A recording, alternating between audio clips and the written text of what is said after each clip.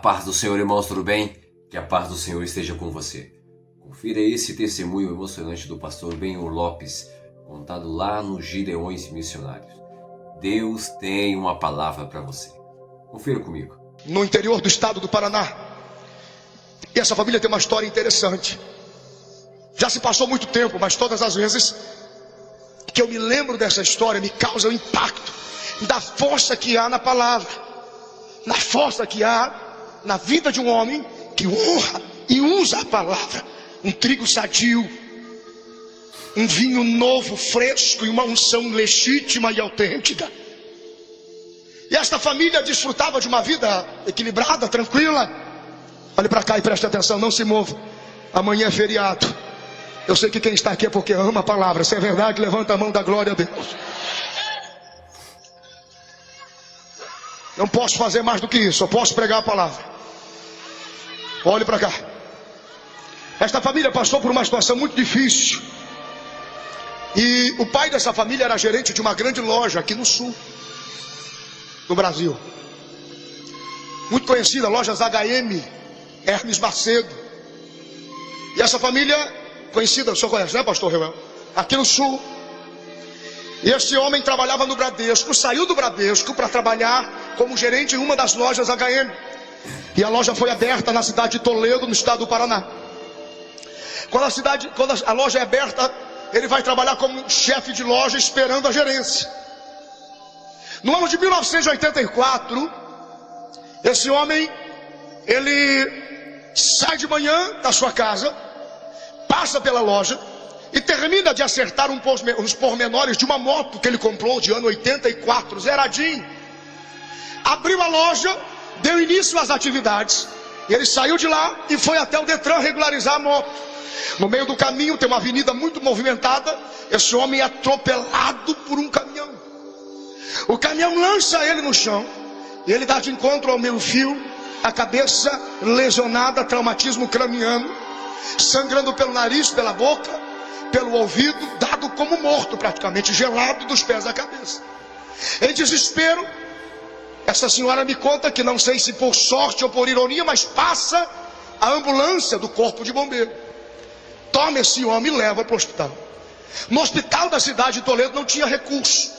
Pega esse homem numa ambulância UTI, diante da tecnologia que dispunham, e leva esse homem para Cascavel. Chegando em Cascavel por volta das 9h30 da manhã, ele entra na UTI, entra na cirurgia e sai às 6 e pouco da tarde direto para a UTI, com a cabeça aberta do lado esquerdo, com 32 pontos de um lado ao outro. Naquele tempo, conta essa senhora, que não havia tomografia computadorizada, e logo tinha que abrir toda a cabeça e tirar osso por osso, coágulo por coágulo. Essa senhora conta que esse homem projetava uma casa nova, ser gerente do Bradesco, e acreditava que a abertura das lojas HM para ele seria uma projeção ainda maior, e ele entende, sai do que era original e lhe sustentava e vai pelo mapa, mas ele não sabia que o mapa não é o território.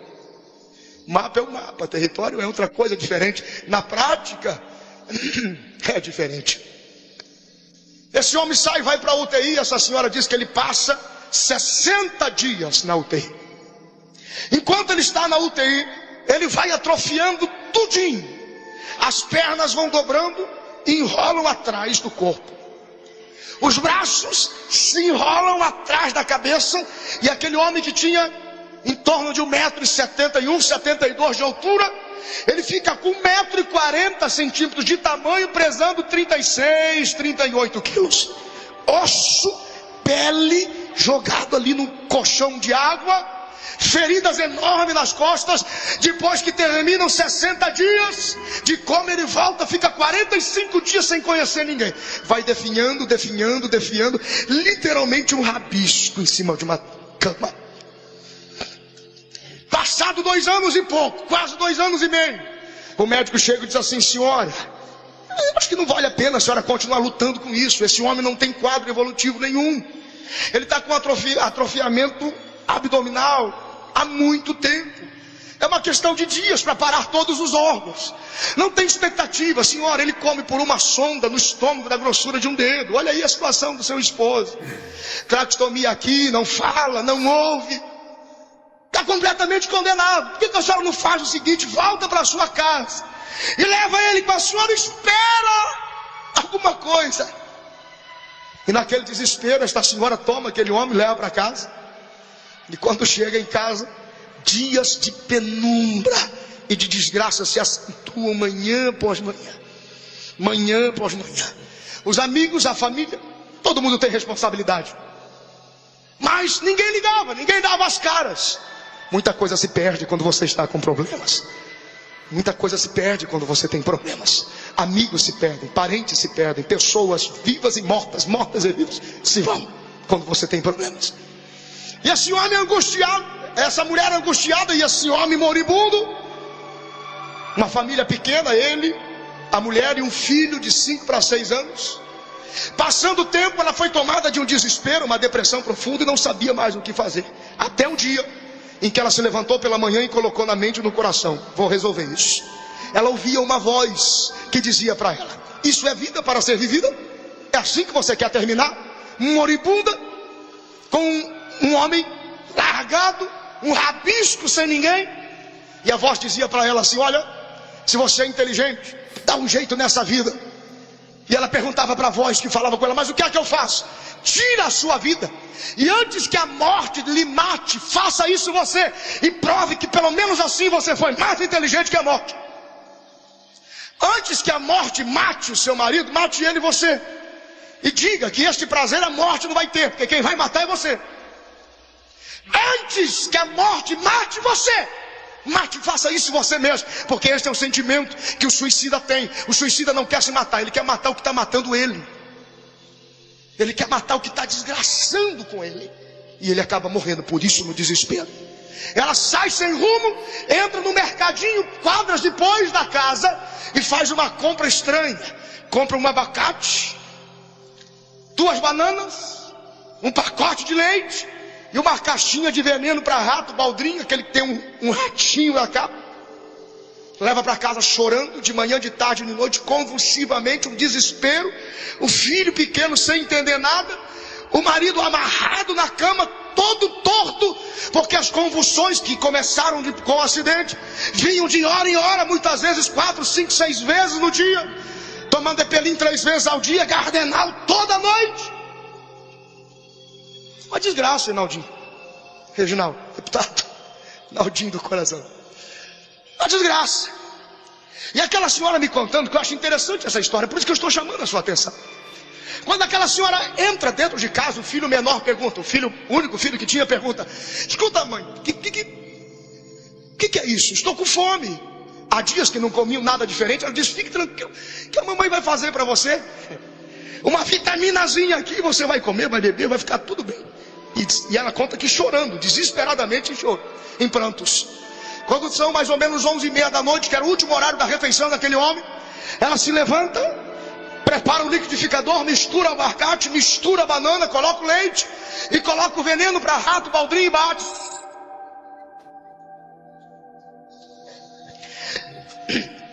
Faz aquela vitamina. Aquele homem era alimentado por uma sonda na grossura de um dedo, direto no estômago. Uma válvula que abria. Uma seringa de 20 ml era sugada, injetado a vitamina, injetado a sopa. Não podia ser quente demais, porque queimava o estômago, nem frio demais, porque empedrava. Convulsão, praticamente de hora após hora. Aquela mulher se levanta às 11h30 da noite, em prantos. Ela enche 2 copos com a vitamina envenenada, pega uma seringa de 20 ml e suga a vitamina.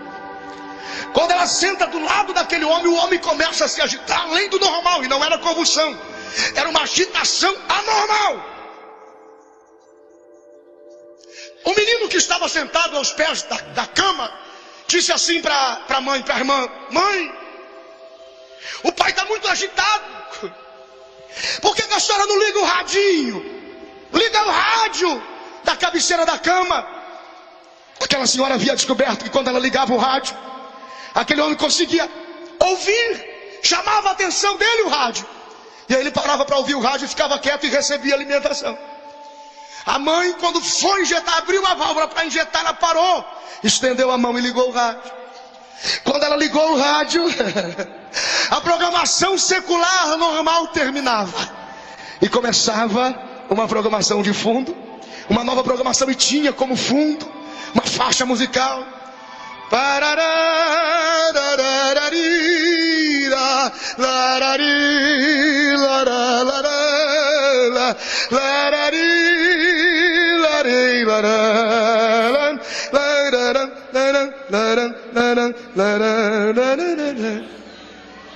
De repente do rádio, pastor Oséias Gomes, saía um pastor com palavra.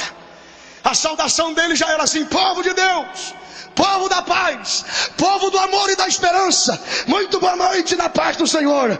Está começando agora um culto no seu lar, e eu tenho uma palavra de Deus.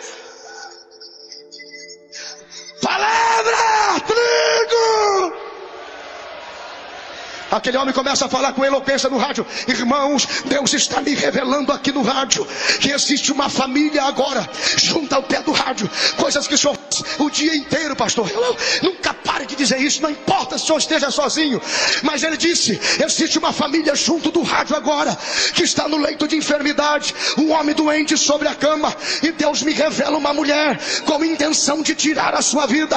Deus me revela uma mulher com intenção de matar o seu esposo e de matar esta criança pequena que está do seu lado. Eu convido aos crentes de Toledo, no Paraná, agora, que dobrem os seus joelhos comigo e comecem a orar. E ele começa a orar: espírito de morte, sai, sai dessa casa, sai dessa família agora, porque Jesus Cristo veio, senão para desfazer as obras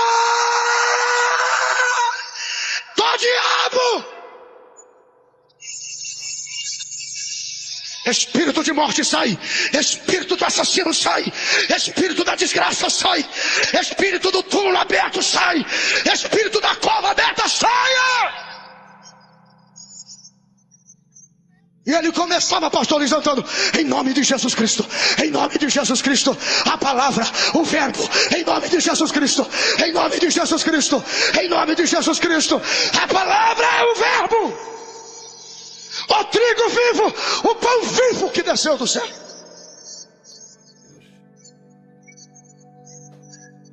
Essa irmã nos conta que algo sobrenatural acontece dentro da casa. Quando aquele homem vai orando, vai clamando. Era uma casa de madeira, com uma cor de muito mau gosto. Perdoe, porque eu também acho de mau gosto. Dá para imaginar uma casa pintada de verde escuro por dentro? Verde escuro, é muito escuro, irmão. Verde escuro, casa de madeira, verde escuro, é muito escuro. Você acende a luz, não adianta, não há watts que clareia aquele cômodo. Um quarto verde escuro, mas tudo tem um porquê. Quando aquele pastor vai orando e o poder da palavra vai fluindo pelo rádio, e o poder da palavra vai entrando dentro da casa, dentro do cômodo, dentro do quarto, a irmã diz que aquele menino pequenininho sentado, ele ficou olhando para a luz. E quando ele olhou a luz começou a se tornar cada vez mais intensa, mais clara, mais clara. E aí quando ele viu, as paredes não eram mais verdes, as paredes estavam todas brancas. A casa estava clara pela glória de Deus que estava dentro do quarto. Quando aquele menino tenta falar para sua mãe que ele estava vendo o quarto claro, ele levanta os olhos e vê um homem de branco na porta do quarto. Irmão, criança de 5, 6 anos não mente. Criança é verdadeiro, pastor João. O senhor sabe disso, João Amaral. Pastor Moisés, criança é verdadeiro. Se criança dizer gosta, é porque gosta. Se criança dizer não gosta, ele não gosta. Se criança diz viu, ele viu. Se diz não viu, não viu. Ainda mais de 5 a 6 anos que começam os reflexos de defesa. E é natural. E ele levanta os olhos e vê. E a irmã diz que quando ele começa a ver aquele homem vestido de branco, ele tenta olhar para o rosto e não consegue. Muitas vezes mais forte do que esses holofotes. Diga-se de passagem, o pastor Takayama tem uns holofotes que ilumina até a alma da carreta dele. Ou trem forte aquele negócio, aquela luz. Escuta, ele não conseguia olhar para o rosto. Ele tentou chamar a atenção, e aquele homem sai da porta, e ele vê apenas um homem andando para lá e para cá. na sala de casa.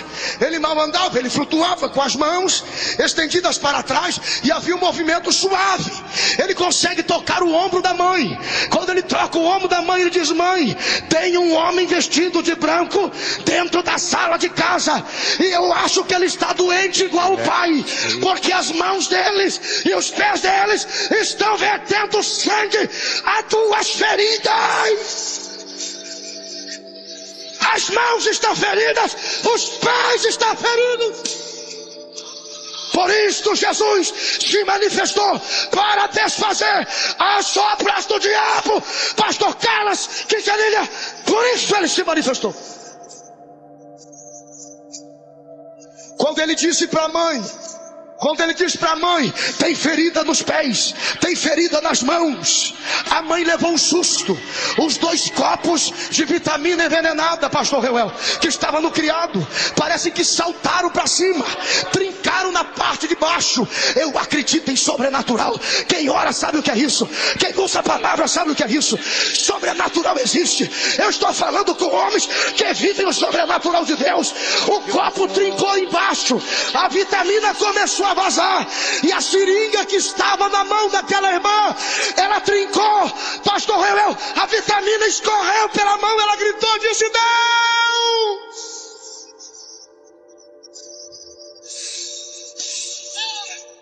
Ela foi escorregando pela cama. Essa irmã disse que caiu de joelho. Na hora que ela caiu de joelho, ela falava em voz baixa: Deus existe, Deus existe, e se lembrou de mim. Deus existe, e se lembrou da minha casa. E o menino perguntava: como é que a senhora sabe? Esse homem aí do rádio, conhece ele? Amanhã eu vou descobrir o endereço de Deus e vou na direção dele. Querido, quando uma igreja está viva, quando uma igreja está cheia de Deus, as pessoas correm para ela, as pessoas procuram o endereço. Aonde é o endereço de Deus, aí está o endereço de Deus. A sua vida, a sua família, a sua igreja.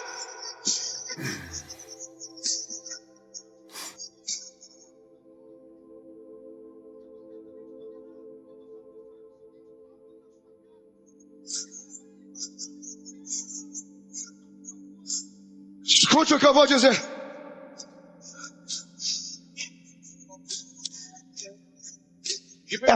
Essa irmã sai de manhã. Estou terminando o testemunho. Essa irmã sai de manhã e procura o endereço de Deus. Ela chega numa casa de oração, uma igreja. Irmãs do ciclo de oração estavam orando e ela achou engraçado. Umas oravam de pé, outras de joelho dobrado, outras com o rosto no chão. Outras profetizavam, outras corriam, outras saltavam, outras aplaudiam. Havia uma confusão, ela não entendeu. Mas quando ela entrou dentro da casa, ela disse assim: se Deus está aqui, se essa é a casa dele, eu quero um sinal. Ela olhou, era de manhã bem cedo, o sol já estava forte, mas todas as luzes da igreja se tornaram fortes, claras, incandescentes, brilhavam como se fosse cada uma das lâmpadas um sol. Ela disse: Deus está aqui.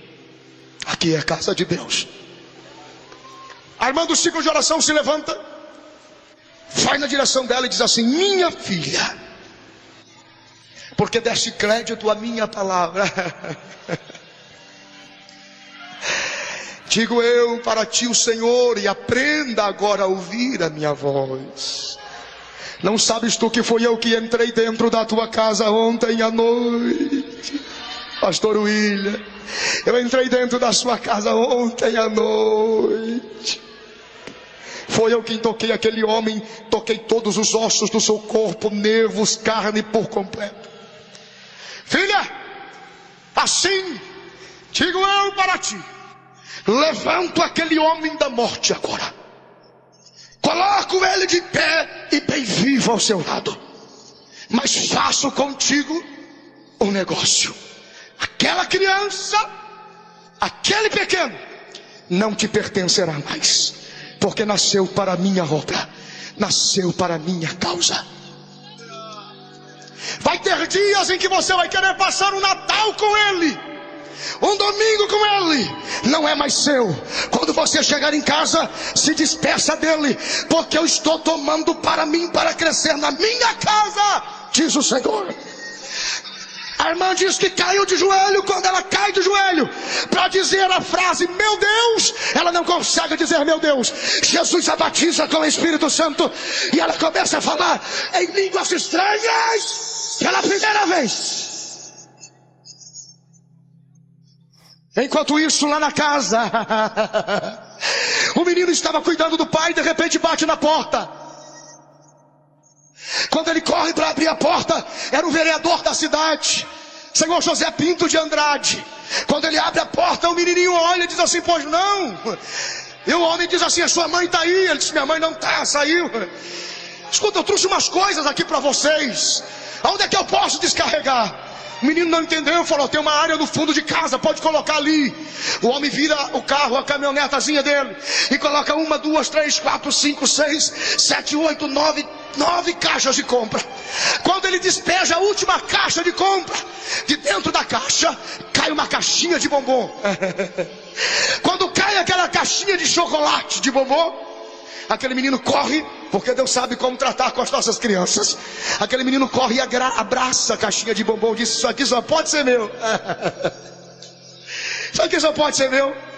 Quando ele agarra, pastor Luiz Antônio, a caixinha de bombom, ele olha para o homem e diz assim, tio, quem é que trouxe isso aí para nós?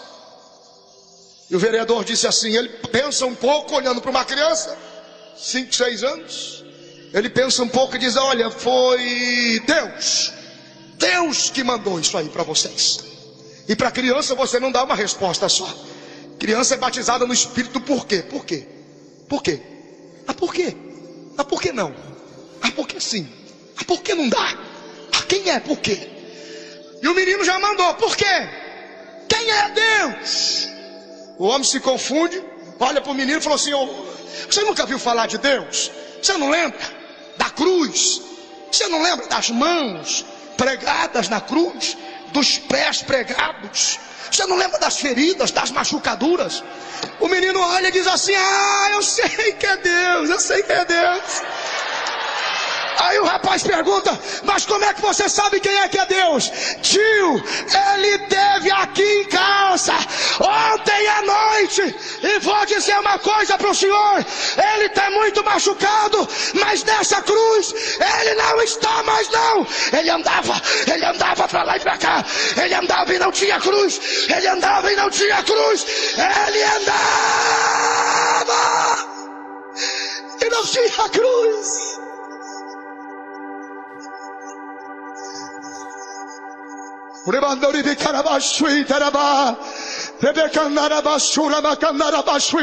Por isso o Filho de Deus se manifestou para desfazer toda a obra do diabo.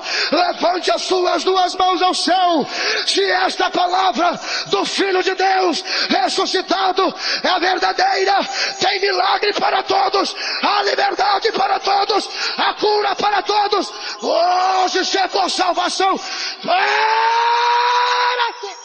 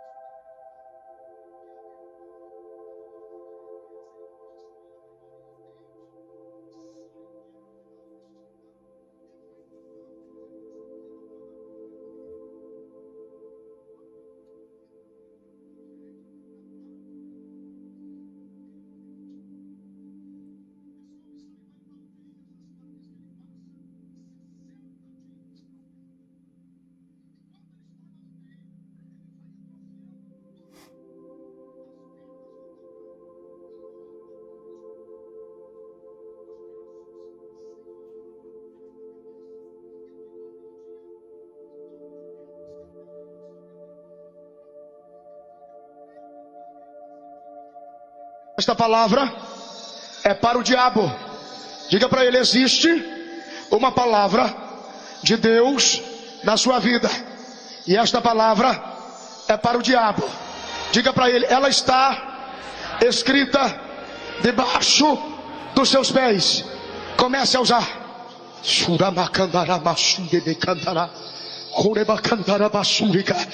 Porque a vitória é nossa pelo sangue de Jesus. A cabeça venceu, você vence. A cabeça triunfou, você triunfa. A cabeça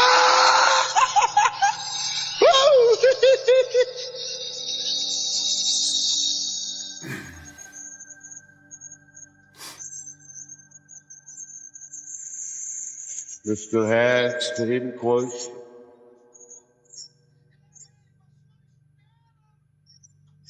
Olhe para cá todos, olhe para cá todos. Olha aqui nos meus olhos. Se você é o filho de Deus, se você é filho de Deus, e se você tem o que ele diz que você tem, chega de lutar, comece a triunfar.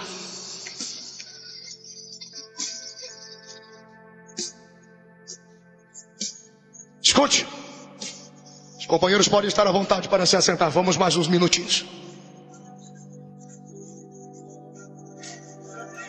Aquele homem não entendeu nada, ele foi embora.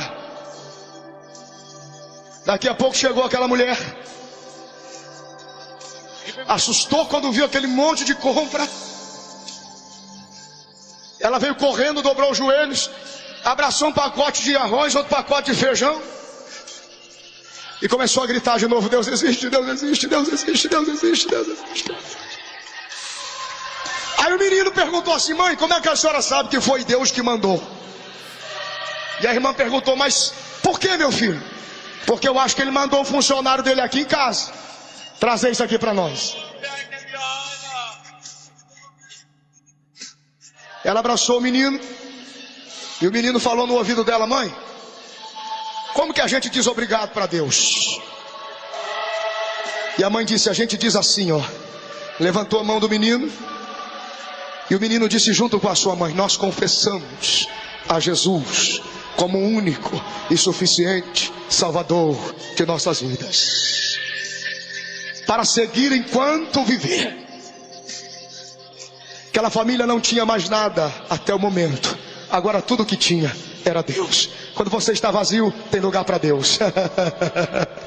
Quando você não tem nada, é lugar do Senhor ali. Quando você tem demais, não tem lugar para Deus. Quando você não tem nada, tem lugar para Deus. E sabe o que é mais interessante? É que quando eu estava vindo para cá, essa irmã ligou para mim de novo e disse assim: filho, eu e o teu pai estamos orando por você aqui.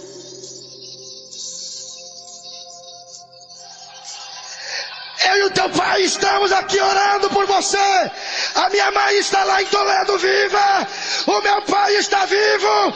E o menino cresceu. Está pregando nos 25 anos dos ideais. Por isso ele se manifestou para desfazer as obras do diabo. Acabou, acabou, acabou, acabou. Estou aqui, aleluia. Levante-se.